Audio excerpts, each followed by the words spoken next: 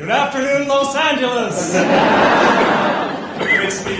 It's the jet lag speaking. I'm very grateful for jet lag because I could always blame any incoherence or lack of interest on that.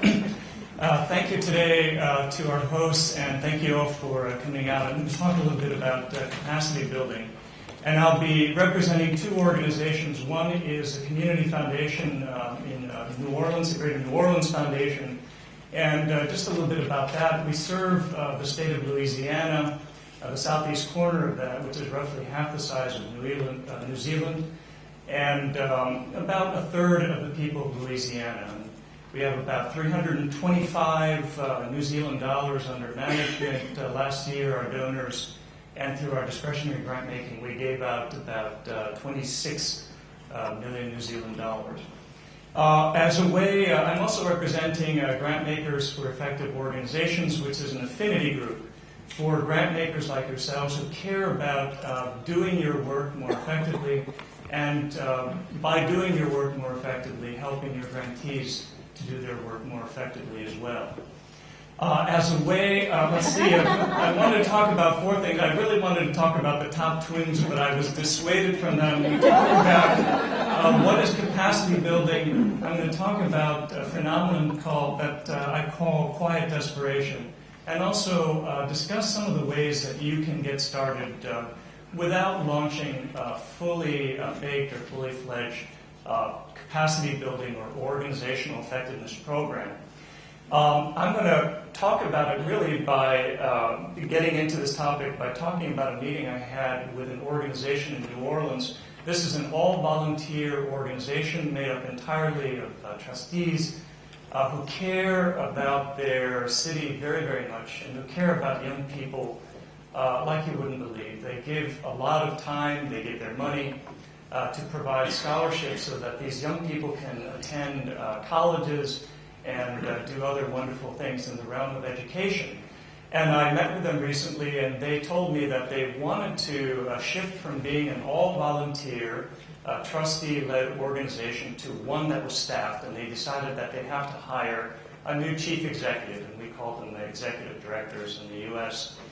And they had put together a list, job description, for the qualities of this executive director.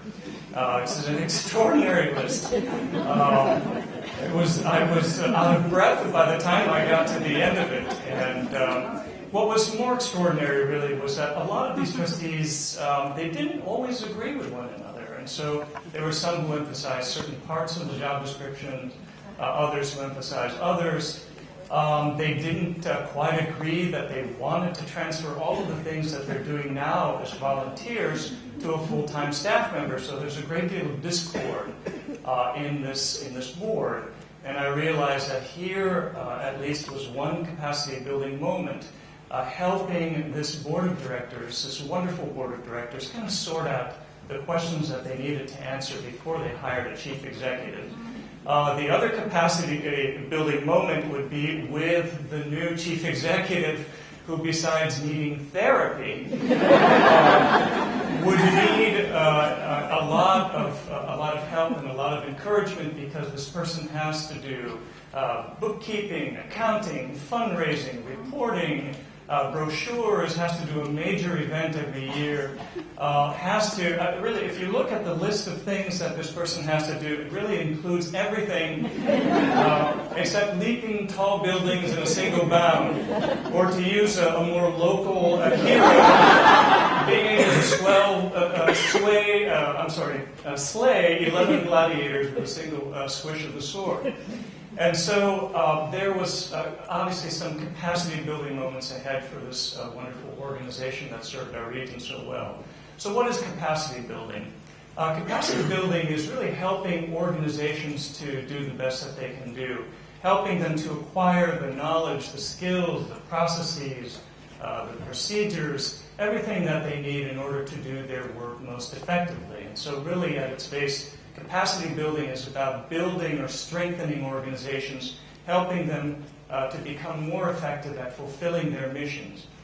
More recently, in the U.S. context, you'll find a lot of people who work in the capacity building space and Grantmakers as well, paying more attention not just to individual organizations, but also to groups of organizations, organizations that are networked together, that share a common goal and are working together towards those goals. And you hear an increasing amount of discussion about how to provide the governance structures to help these organizations work together more effectively, how to provide the communication structures that enable them to be in touch with one another, coordinate their actions more effectively. But today I'm just going to talk about capacity building at the individual organizational level. Let's see if I can do the next slide. So what's included in capacity building or organizational effectiveness? What's included are many things that are very familiar to you, things like governance, fundraising, evaluation, advocacy, human resources, strategic alliances, cultural competence, and a host of other things that I haven't included on this list, but that you can think of through your own work. I should mention that besides this list of kind of capacity building areas for organizations, there's really a way of building capacity for organizations by simply leaving them alone, giving them the space to grow and not overusing our convening power. Some of us, unfortunately, us at times at the Greater New Orleans Foundation, we convene our grantees down to stumps and they cry mercy, please no more convenings. And sometimes it's a very good way of helping organizations. If you want to pay attention to the capacity building needs of your organizations, it's very unlikely that you're going to hear it directly from your grantees. They're not going to come up to you and say, I'd like a grant from you. And oh, by the way, we're not terribly good at our financial management. Can you help us with that too? And so you have to find other ways of getting at that information. One of the easiest ways you can do this, at least what we found, is through an anonymous survey. And we were able to put together an anonymous survey through SurveyMonkey. We distributed it to about 400 or 500 of our grantees. We had about a 70% response rate, and we had somebody at the local university help us to analyze the data. And here was one of the questions that we asked, one of the primary questions. Could you identify for us what your primary capacity building need is?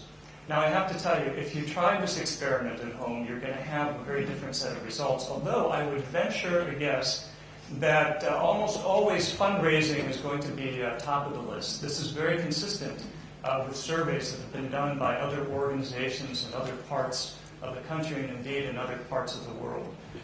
It's surprising to find communications second on the list. A lot of organizations neglect communications, including advocacy organizations that should really be paying attention to this. But your results will differ. Oh, wait a minute, how did that get in there? All right, here. There we go. One of the questions we asked is, we asked organizations to tell us how much they have by way of operating reserves. And this is money that organizations put aside for a rainy day, or so that they can take advantage of a new opportunity, or address some new threat, or help build new houses in places that they haven't been before. And we found, to our horror, although again this is quite consistent with the results from other surveys, that 50% of the organizations that we surveyed, or that responded to the survey, had less than 3 months of operating reserves. We found a significant number, actually, that had less than 3 minutes of operating reserves. They had no operating reserves at all. And so that means that if they miss one payment from a donor, if they miss a payment from a government agency, that they're looking at closing down a program, laying off staff, not being able to make payroll. And we found a lot of organizations that are very much on the skinny branches. They're always in that paper chase, always trying to raise money, barely making payroll, really living from hand to mouth. This is another survey that we conducted. Actually, this was with when I was with the Meyer Foundation in Washington, D.C.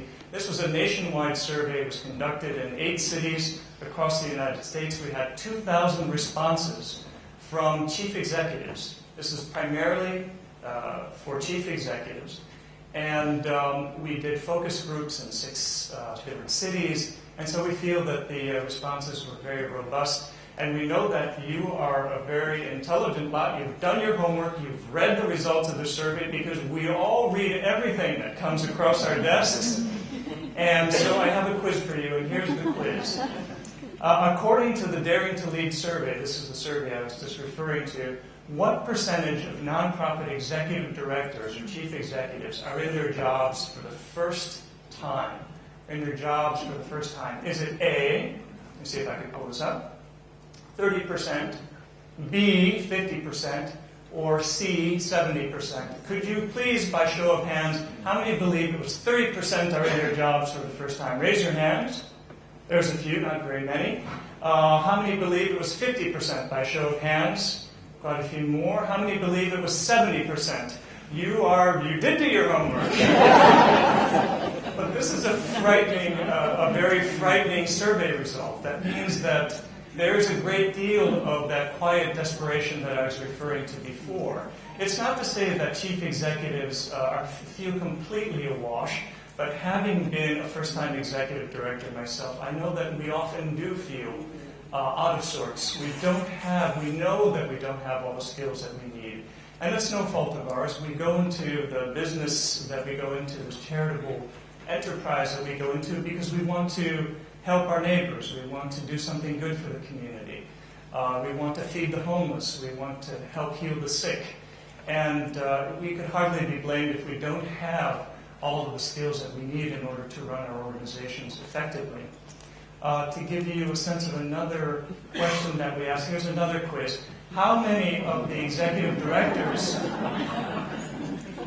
that are in their jobs, not necessarily for the first time, but how many executive directors plan to leave their jobs in the next 5 years? Is it A, 3 out of 4, 75%, B, 2 out of 3, about 67%, or C, 1 out of 3, about 33%? How many believe it was 3 out of 4, 75%? Raise your hands.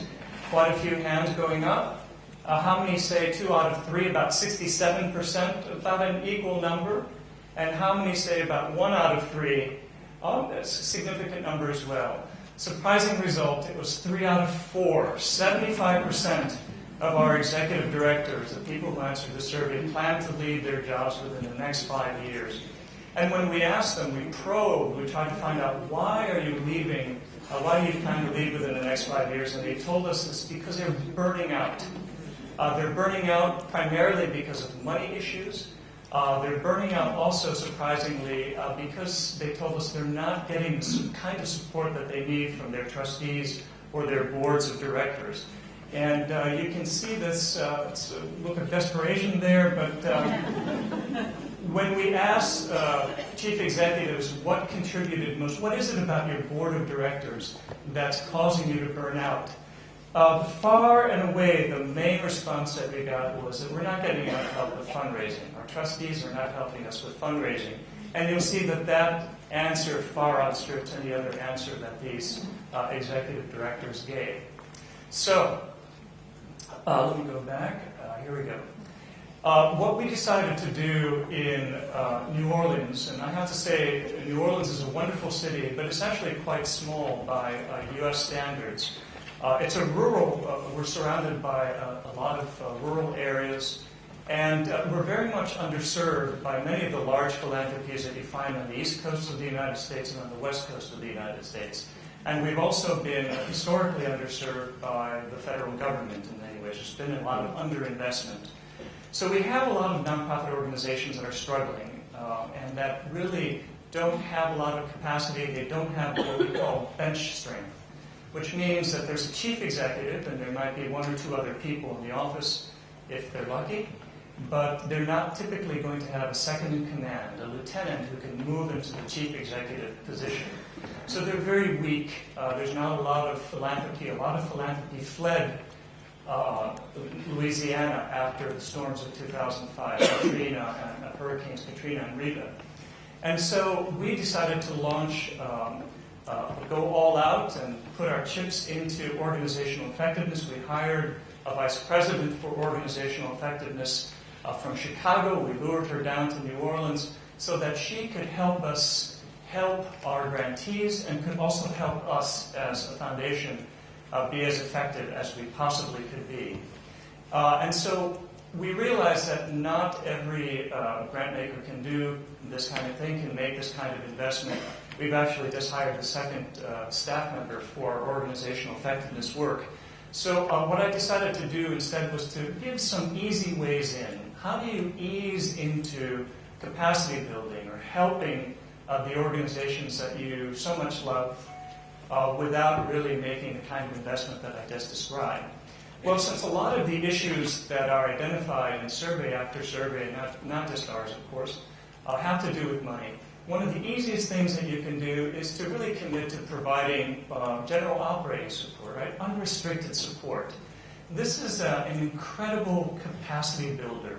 It enables organizations, instead of putting every single dollar and stretching every dollar till it hollers, as we say, putting every single dollar to client programs, it enables them to invest in themselves, to invest in their own capacity, to buy that IT system that they needed, and to do many of the things that they could not do.